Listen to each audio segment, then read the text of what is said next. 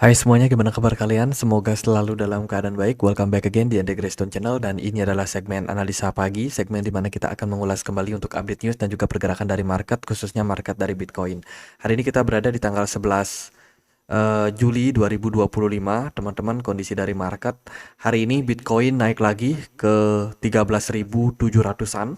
Ya, ini benar-benar keren banget. Bitcoin create new all time high lagi, dan tentu saja ini menjadi momentum yang sangat menarik untuk kita perhatikan bersama. Apakah Bitcoin ini sudah akan kembali meroket, teman-teman, sesuai dengan target kita sebelumnya, yaitu secara teknikal adalah di 134.000, tapi target pribadi saya achieve 125.000 adalah tren yang bagus, dan kita juga akan coba lihat seperti apa peluang-peluang dari market. Pembahasan seperti biasa, kita akan mulai dulu dari kalender ekonomi terlebih dahulu. Kemarin kita udah dapat FOMC meeting minutes ya, report yang sebenarnya mengulang aja dari pernyataan sebelumnya ketika rapat FOMC The Fed itu di bulan Mei. Tidak ada sesuatu yang baru, dan kita juga sudah sempat bahas kemarin, tapi at least tidak ada nada-nada hawkish ya, atau nada-nada di mana The Fed ini pengen naikin suku bunga lagi. Nggak ada. Sekarang kita cuma melihat penurunan inflasi terus terjadi, tapi mungkin terjadinya cukup slow, sehingga ekspektasi pasar terhadap pemangkasan suku bunga The Fed yang dulu sempat naik tuh di bulan Juli, tapi ternyata ya nampaknya kita harus menghadapi kenyataan bahwa The Fed kemungkinan besar akan baru mulai pangkas suku bunga di bulan September nanti. Itu.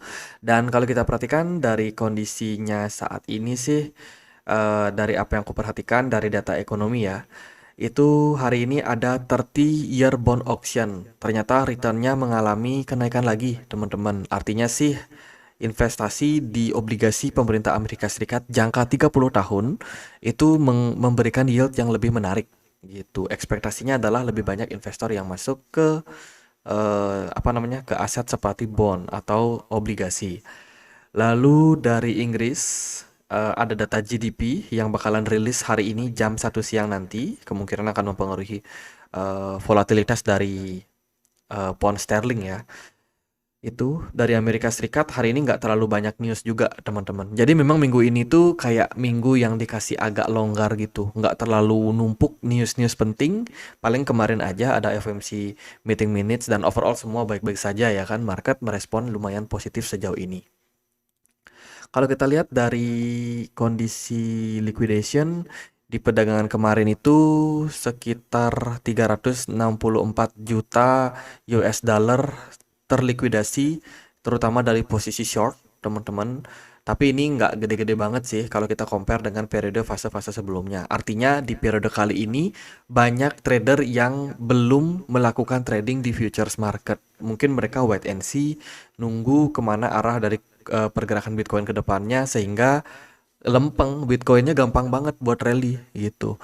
Kalau sebelum-sebelumnya kan ketika yang kena likuidasi itu sampai 1 billion atau mendekati 1 billion atau 1 miliar ya, itu susah banget Bitcoinnya naik, teman-teman. Tapi sekarang cuma 360 juta, ini easy lah buat market ya. Dan ya Bitcoin bisa dibilang lumayan mulus pergerakannya atau pergerakan kenaikannya. Kalau kita lihat dari liquidation heat map, kemarin kita sudah sempat wanti-wanti juga di kisaran area 111.300-an something, itu kan numpuk tuh order block. Sekarang order blocknya udah nggak banyak, teman-teman. Jadi kalau Bitcoin mau naik lebih tinggi dari area sekarang 113.000, even itu bisa lebih tinggi, ya menurut saya akan cukup bisa, sangat-sangat bisa gitu. Order block sementara ini nggak terlalu besar di monthly. Kalau di 60 bulan ini juga nggak terlalu besar di atas. Jadi pergerakan Bitcoin kemungkinan create new all time high di posisi sekarang ini bakalan mulus gitu. Mungkin yang terhambat adalah masalah liquidity saja. Kita akan lihat seperti apa nanti kondisi liquidity. Untuk fear and greed-nya kita berada di posisi 71, cukup unik ya. Bahkan Bitcoin sudah create new all time high, tapi greedy-nya baru 71. Artinya masih bisa naik nih sampai ke 80, sampai ke 90. Jadi di kondisi seperti sekarang ini kita masih optimis kalau market masih bisa mengalami fase kenaikan kembali gitu. Nah, sebelum kita lanjut ke beberapa berita yang lain, aku mau informasikan dulu, toko kripto bekerja sama dengan OCBC ya. Jadi menghadirkan sebuah kartu debit yang berfungsi dengan banyak sekali keuntungan. Salah satunya adalah kalau teman-teman melakukan transaksi ke luar negeri ya dengan berbagai macam mata uang seperti Indonesia, dolar, dolar Australia, Singapura dolar, yen Jepang, euro, Korean dollar dan lain sebagainya, itu teman-teman bisa dapetin kemudahan aksesnya gitu. Ada juga biaya transfer tarik tunai, sorry biaya tarik tunai yang gratis ya di Singapura, Malaysia dan juga Hong Kong kalau teman-teman menggunakan ATM OCBC. Jadi buat teman-teman yang mungkin ada di luar negeri saat ini ya bisa daftar nih OCBC Bank teman-teman. Jadi bisa memudahkan teman-teman untuk akses melakukan apa namanya deposit ataupun teman-teman bisa transfer uang dengan mudah, melakukan penarikan tunai atau akses yang lebih mudah untuk komunitas Web3. Ada juga benefit-benefit seperti reward ya yang bisa teman-teman menangin mulai dari Rp50.000 sampai dengan Rp125.000 berupa cashback program gitu. Dia juga bisa teman-teman lakukan transaksi di berbagai macam merchant. Misalkan teman-teman ada nongkrong di coffee shop yang bekerja sama, itu juga bisa dapetin diskon gitu. Periode campaign ini itu sampai dengan akhir tahun ya kalau nggak salah. Mana tadi itu? Nah ini 31 Desember 2025. Jadi sangat-sangat panjang. Buat teman-teman yang tertarik ya, kalian bisa ikutin campaign ini. Nanti detailnya aku akan sertakan di kolom deskripsi. Tapi yang pasti adalah teman-teman harus melakukan top up wallet toko kripto minimum 100.000 ya untuk teman-teman bisa mendapatkan cashback hingga 125.000 selama 5 bulan. Jadi ini periodenya apa namanya rebutan kayak gitu ya, teman-teman. Itu jadi mulai registrasi OCBC Bank kalau teman-teman mendapatkan benefit gitu. Jika teman-teman merasa mendapatkan benefit gitu. Untuk informasi lebih lanjut aku sediakan linknya di kolom deskripsi video ini. Kita akan lihat dari beberapa berita yang positif di perdagangan kemarin. Trump Media ajukan ETF Crypto Blue Chip di Amerika Serikat.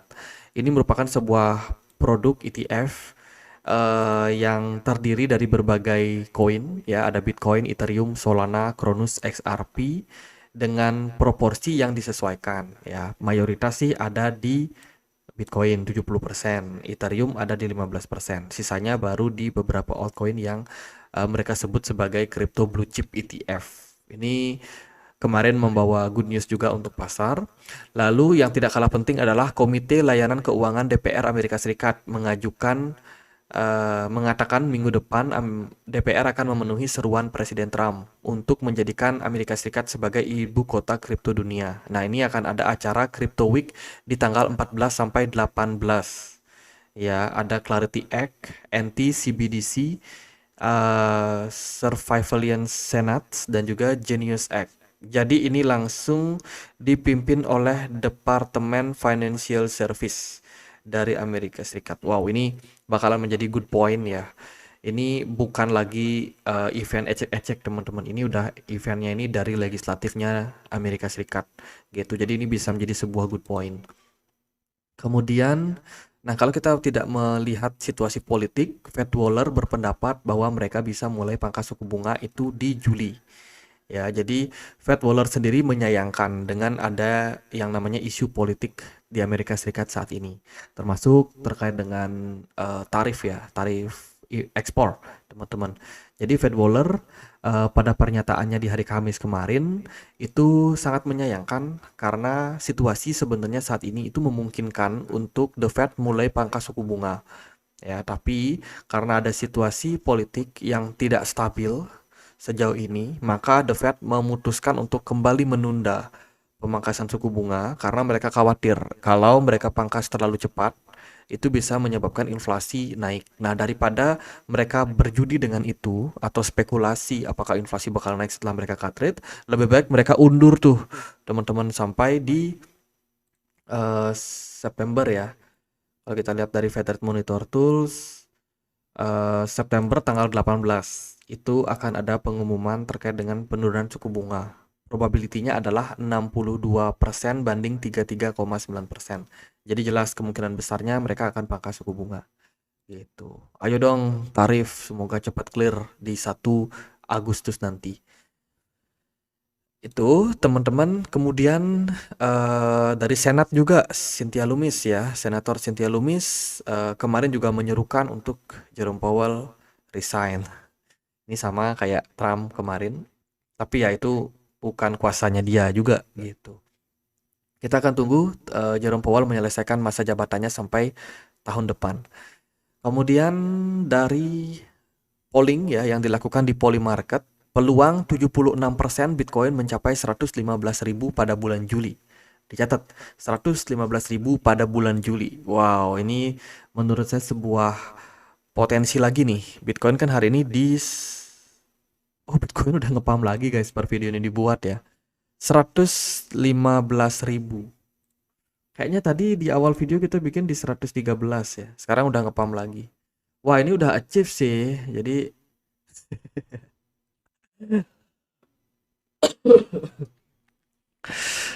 guys, sudah achieve guys. 115.000 di bulan Juli udah achieve dari Polymarket. Keren banget prediksinya ya.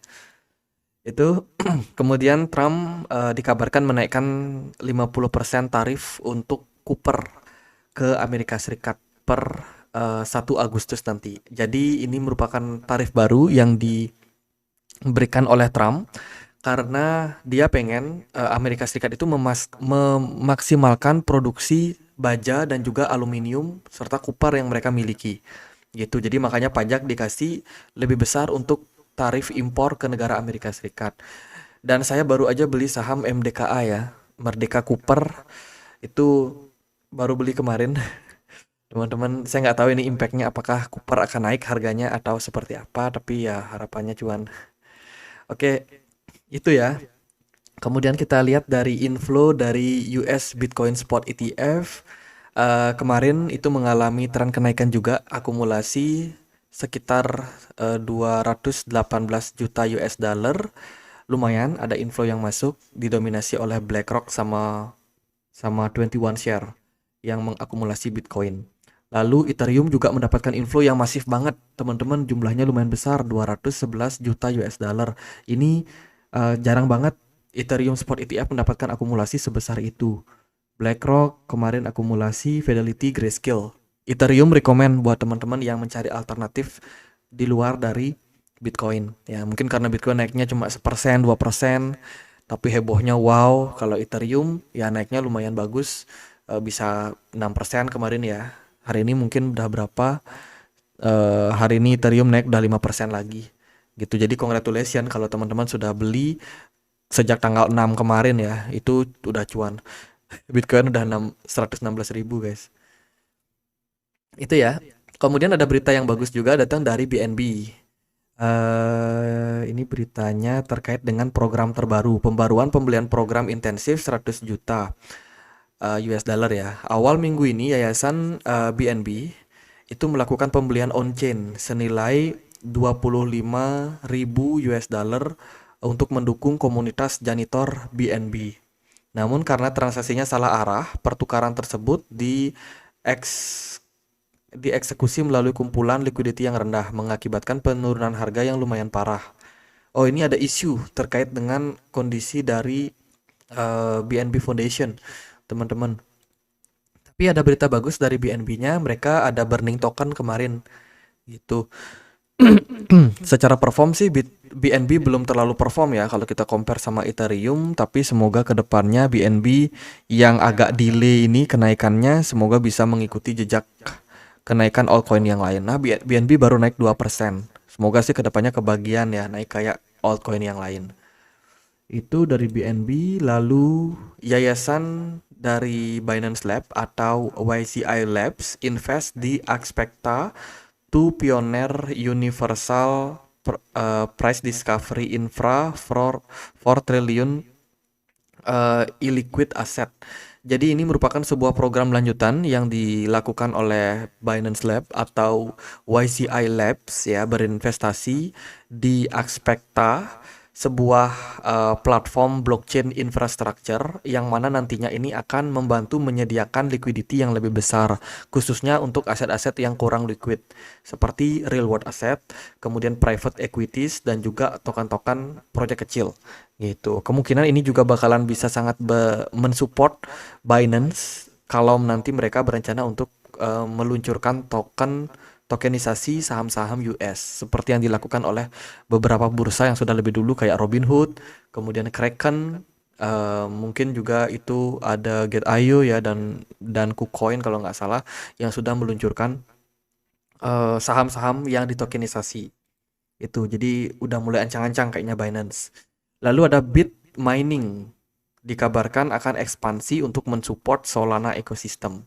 Ya, ini adalah perusahaan mining yang saat ini berencana untuk shifting dan mulai mengeksplorasi blockchain dari ekosistem Solana. Ini tentu saja bisa menjadi sebuah sentimen positif juga untuk proyek Solana ke depan. Lalu Elon Musk baru saja luncurkan Grok keempat ya, dengan subscription bulanan di kisaran $300. Oh, ini AI-nya si Elon Musk. Nggak tahu sih apakah memberikan impact yang signifikan ke depannya atau enggak. Kemudian ada Royal Governance of Bhutan. Ya, negara Bhutan itu menjual Bitcoinnya. Ya, Royal Bhutan kedapatan kemarin mentransfer Bitcoin ke Binance Deposit 16 jam yang lalu. Ya, kalau kita lihat juga dari Arkham kelihatan dari token balance historinya turun tipis, teman-teman. Tapi penjualan ini nggak signifikan sih. Gitu, mereka profit taking. Kongres udah cuan ya untuk Royal Bhutan Governance, tapi overall marketnya malah naik. Kemudian ada token Baby dan juga Hyper yang listing di Upbit, teman-teman, sehingga kemarin harganya naik ratusan persen.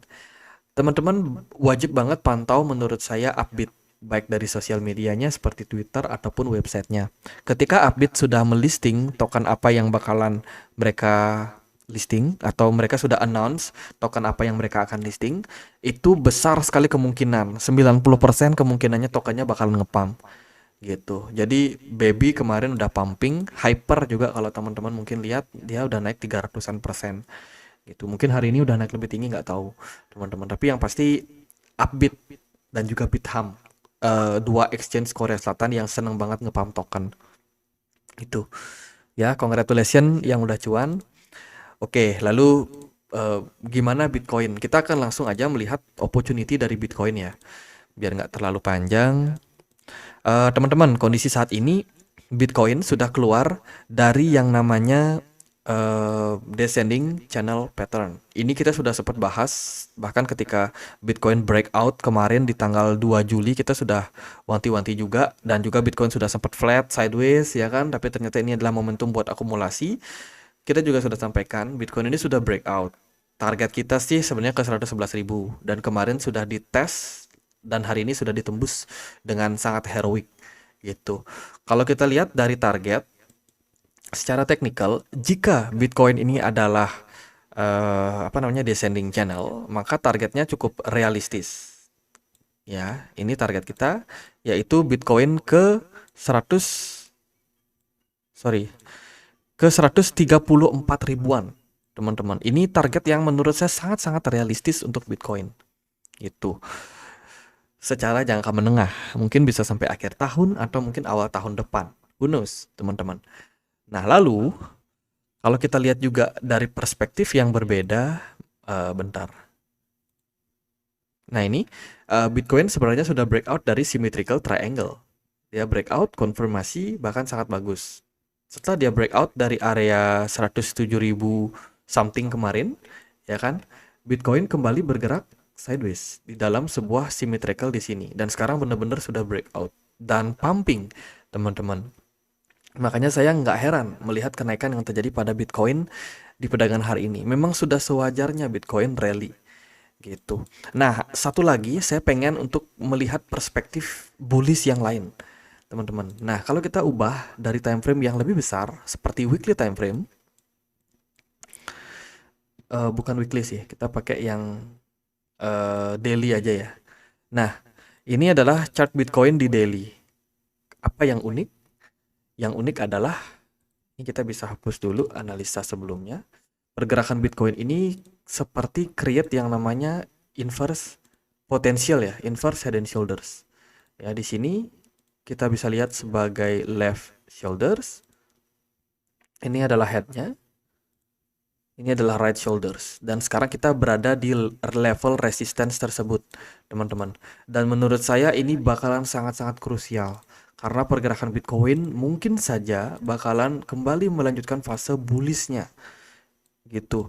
Kalau seandainya benar ini adalah inverse head and shoulders atau inverted head and shoulders, maka peluang Bitcoin bisa naik sampai 172.000 ke depannya.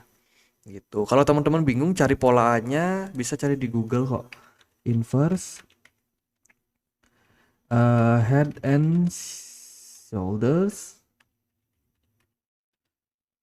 continuation. Ini kita cari masuk ke gambar. Nah, ini polanya itu kayak huruf W gitu ya.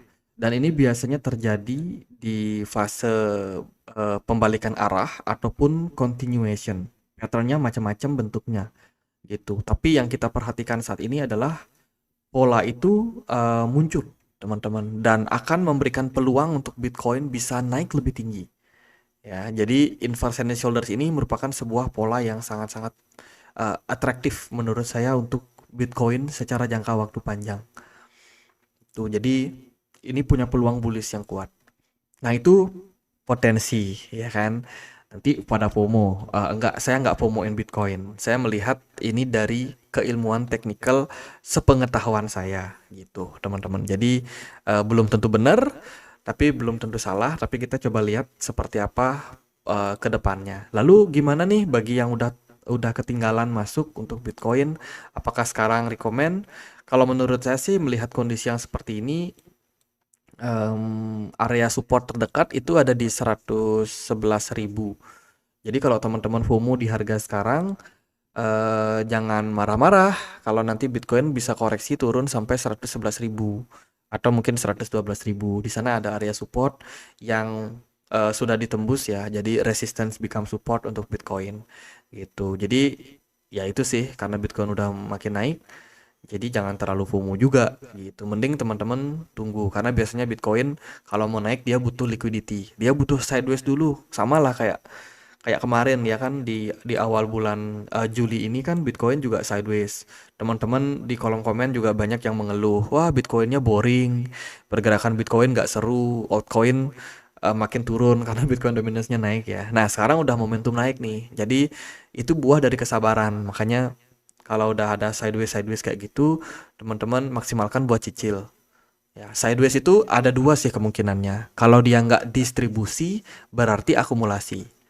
Kalau akumulasi, berarti Wheels nggak pengen harganya naik dulu. Wheels pengen cicil di harga yang murah dulu. Gitu. Makanya harga biasanya akan sideways. Lama banget sidewaysnya. Kalau akumulasi Wheels sudah cukup, mereka akan pumping lagi harganya. Mereka akan naikkan lagi. Gitu. Sama hal juga ketika market sudah berada dalam posisi top. Biasanya sideways juga.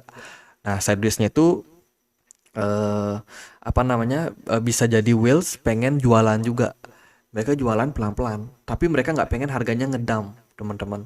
Ketika barangnya udah makin lama makin tipis, barulah mereka dam marketnya. Gitu. Makanya sideways itu bisa dua potensi, entah itu akumulasi atau distribusi. Jadi teman-teman bisa maksimalkan dan gunakan banyak data ketika pergerakannya sudah mulai sideways. Karena itu adalah fase-fase terbaik buat teman-teman akumulasi. Begitu. Jadi ya kalau udah naik kayak gini, kalau mau masuk mungkin tunggu ke kisaran 112.000 sampai 111.000. Kalau dari Bitcoin dominance lumayan mendukung. Kemarin kita juga sudah sempat bahas ya. Secara pergerakan bearish divergence, smart money udah turun di Bitcoin dominance, jadi momentum banget buat altcoin mengalami rally. Dan syukurnya Ethereum sudah mulai menunjukkan taringnya, mulai bullish. Kemarin naik 5%, hari ini naik 5% lagi. Congratulations, XRP juga nggak mau kalah nih teman-teman, ancang-ancang dia udah mulai rally. Kemudian koin-koin yang lain kayak WLD, yang market cap-nya kecil, Radium gitu ya, Hyperliquid juga terus mengalami growth yang lumayan positif gitu. Jadi ya itu aja sih dari saya sendiri. Saya merespon ini merupakan sebuah awal yang baik untuk kenaikan jangka panjang yang lebih positif untuk market. Gitu. Thank you so much untuk teman-teman yang udah nonton, dan ya kita punya komunitas juga diskusi di Telegram buat teman-teman yang pengen untuk join. Di sini banyak teman-teman yang sharing, kita bertukar informasi, tukar pendapat, ya kan. Jadi yang pengen untuk join di komunitas Telegram kita bisa cek link yang ada di kolom deskripsi video ini. Sekian aja akhir kata saya Andre, makasih.